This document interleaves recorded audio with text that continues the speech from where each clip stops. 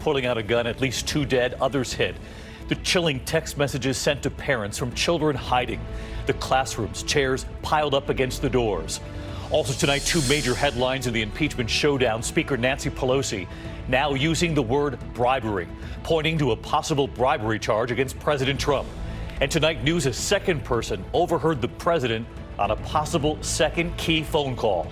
The community on lockdown today, the sighting, a U.S. Marine wanted for murder. His RV now recovered. They believe he's now on foot tonight. Authorities asking for your help this evening after images captured on this doorbell cam. A chilling scream, a car pulling away. The state of emergency tonight in Venice, historic flooding that's now turned deadly. Tourists with luggage floating in the water. People using pitchers to scoop out the water. James Longman is there in the floods. The race for 2020 tonight, the new candidate jumping in just today. This after Michael Bloomberg made news, and now Hillary Clinton saying, never say never. The school lunch outrage, a worker seen taking hot lunch off a student's tray because their balance wasn't paid. The backlash and what's happened now. And the stunning image tonight, they should look down what's swimming right up to them in the water. This is ABC World News Tonight with David Muir. Good evening. It is great to have you with us here on a very busy Thursday night. And we begin tonight with the news that broke again today. A deadly school shooting. This time, police say a student on his 16th birthday opening fire on fellow students in Santa Clarita, California, north of Los Angeles.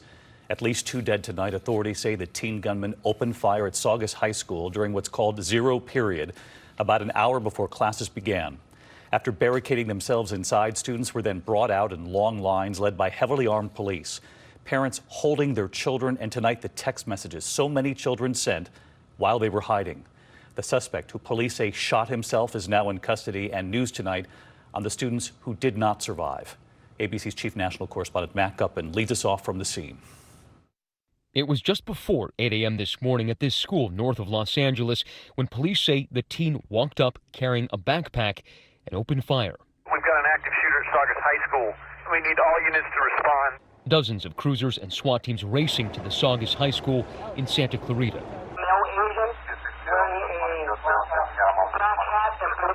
Students were congregating in the quad right near the entrance when the alleged gunman, also a student, approached and opened fire. Detectives have reviewed the video at the scene, which clearly show the subject in the quad withdraw a handgun from his backpack, shoot and wound 5 people, and then shoot himself in the head, killing a 14-year-old boy and a 16-year-old girl. And officials say today was the suspect's 16th birthday. I have one down inside the office, and I need paramedics right now. First responders racing the wounded to ambulances.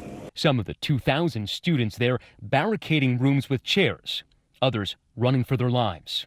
We heard what sounded like binders dropping, because that happens, especially or a birthday balloon popping, especially by the library where it echoes. But then there was still something in our gut that told us that it was wrong. That doesn't sound exactly like a balloon. So everyone went quiet, and then we heard two more, and that's when we're like, this is we not realized. okay. Something is wrong. This is not normal. Yeah. And then another pause, and 3 more, and that's when we grabbed our friends and we just ran. I just yelled at my teacher. I said, we got to lock the doors right now. 17-year-old Hayden Trowbridge's parents have been preparing him for this since he was 4 years old, he said. I did have my water bottle just in case, because it's like a deadly weapon. Choir teacher Caitlin Holt finding herself doing triage in her classroom. I just put whatever I could on it, like tissues and stuff, and had another student hold pressure. And then we kind of laid her down, and she was very responsive. K-9 units checking abandoned backpacks for possible additional weapons or devices. Hundreds of students let out with heavy security, some with their hands in the air. You can see how many fire crews and rescue crews and police officers are behind me. Dozens and dozens here, including SWAT teams at the school, and parents and others just standing by, just waiting to pick up the last of the kids. My daughter texted me saying, "I love you, Mom. I hope I get to see you again." So yeah, it was heartbreaking. And amidst the swarm of rescuers and journalists were parents. Hands on mouths, faces streaked with tears. My hands were shaking. I was crying. I didn't know what to say. I didn't know what to do. Do I go to work? Do I turn around? Waiting for what seemed like an eternity for news and for those embraces. As parents, you go to work every day to provide for these kids, and the last thing you want to hear is they've taken a bullet. They're just kids trying to get an education. In the aftermath, outside the suspect's house, police taking up positions. Guns drawn, peering through the window with automatic weapons. Watching those parents hug their children yet again. Matt Gutman joining us live tonight from the scene. And Matt, what do we know about the alleged shooter? He's in the hospital, David, and in critical condition. Now, we're told by law enforcement sources that he was a troubled young man, that his father died of a heart attack about 2 years ago. They are now interviewing his mother and an ex-girlfriend. Apparently both are cooperating. Now, investigators are also looking into at least one online post from the suspect in which he seemed to suggest that something would happen today at school. David. We're thinking about all the victims' families tonight. Matt Gutman leading us off. Matt, thank you. And as all of this was playing out today, we took note of the other image coming in, the Walmart in El Paso, Texas, reopening today for the first time since a gunman killed 22 people there on August 3rd. A banner reading El Paso Strong. The manager says about 400 people worked at the store before the shooting. Almost all of them have now returned. Now to the other scare playing out today. The community on lockdown after a sighting amid the intense manhunt for a U.S. Marine wanted for murder in Virginia. His RV recovered. They believe the suspect may now be on foot tonight. ABC's Adrian Bankert from Roanoke. Investigators searching for a suspected murderer, Michael Alexander Brown, today, finding his RV, opening up the walls of the vehicle to secure the scene and look for clues. Mr. Brown has not been located. We do believe that he is on foot. City schools in Roanoke, Virginia closed after a report that Brown was seen in the area, first spotted overnight knocking on his grandmother's door for hours, later reported walking in the neighborhood this afternoon. He could be just walking around and no one would even notice. Residents urged to shelter in place. A lot of us are stuck inside with our kids right now, trying to convince them and explain to them why they can't go outside. The 22-year-old Marine is wanted for the murder of his mother's boyfriend just weeks after he deserted his post at Camp Lejeune. Police say he took weapons from the home of the victim. We have reason to believe that he may continue to be armed and dangerous. And if he is confronted or pushed into a position to where he feels like he has no other alternative, then he may use force.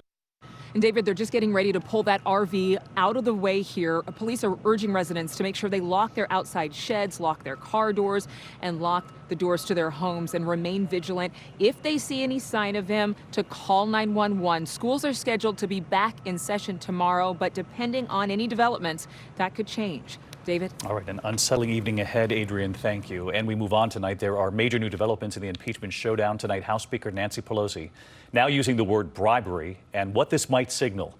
Pelosi explicitly accusing President Trump of bribery and talking about what she heard in the first televised hearings, saying the cover-up, quote, makes what Nixon did look almost small.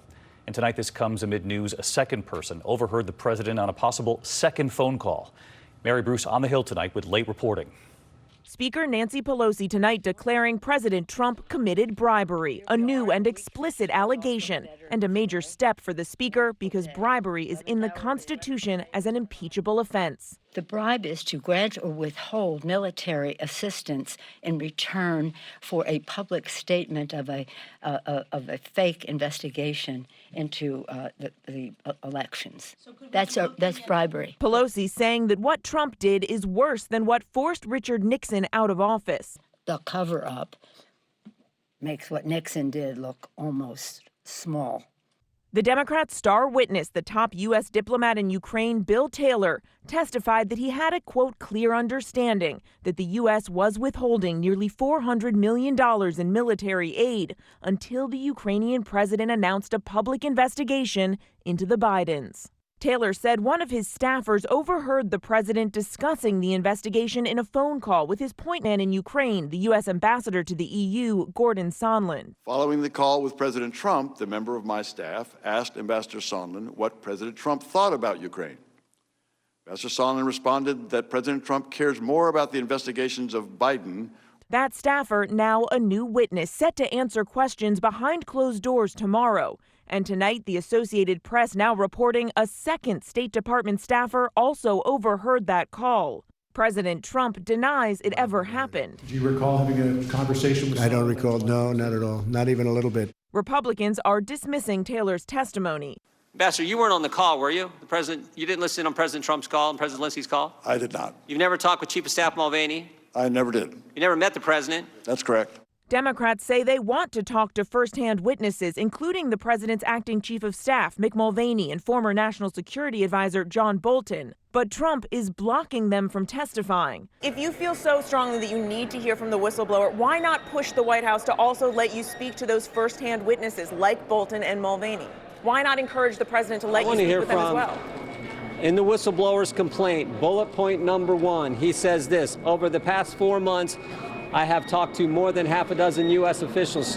I want to hear from the whistleblower and those officials that he or she talked to. I want to hear from those individuals. But why not Bolton and Mulvaney? Why not those first-hand witnesses that the White House is preventing you from talking to? That's their call. These are close advisors to the president. Republicans unmoved by the veteran civil servants who have come forward. You say not impeachable, but is any of it inappropriate to you? It is not. Are we having a hearing about inappropriate? Are we having an impeachment inquiry? Mary Bruce live up on the Hill again tonight. And Mary, the televised hearings, of course, resume tomorrow. The ousted Ambassador Marie Yovanovitch set to testify. But as you know, Mary, also key and behind closed doors after that, lawmakers will hear from that new witness who allegedly overheard President Trump on a phone call the day after that infamous call with Ukraine's president.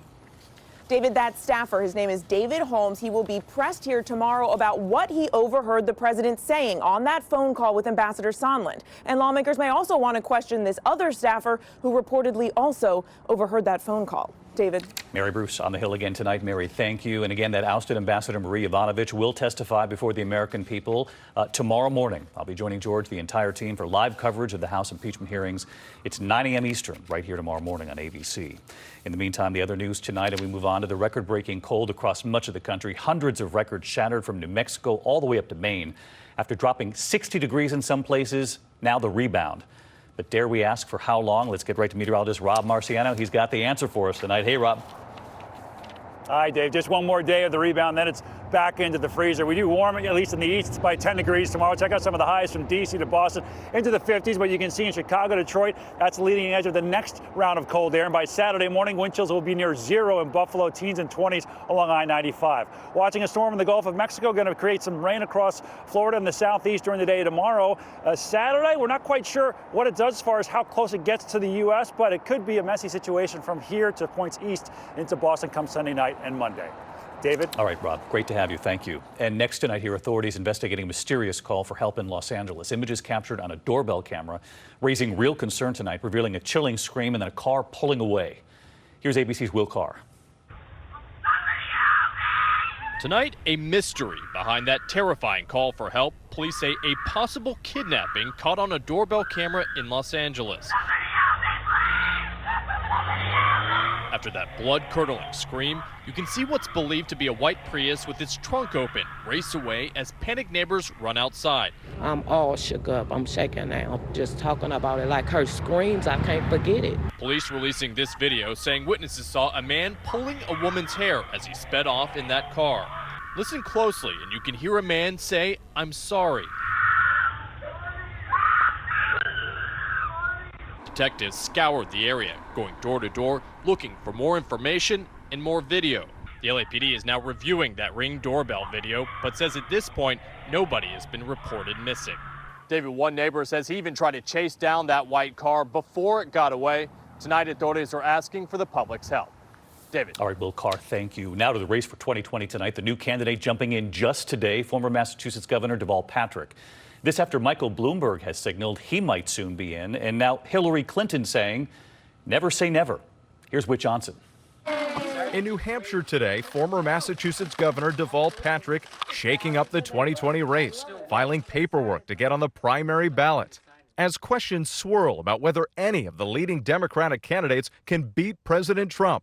Is your decision to jump into the race in any way a reflection on a lack of confidence for the rest of the Democratic field? No, that's not it. It's that I think we have this incredible moment where the public's appetite for solutions, that will meet the size of the challenges we're facing. So you see your own lane in this crowded field. I do. It comes as former New York City Mayor Michael Bloomberg files for a slot in the Arkansas and Alabama primaries, hinting but still not confirming a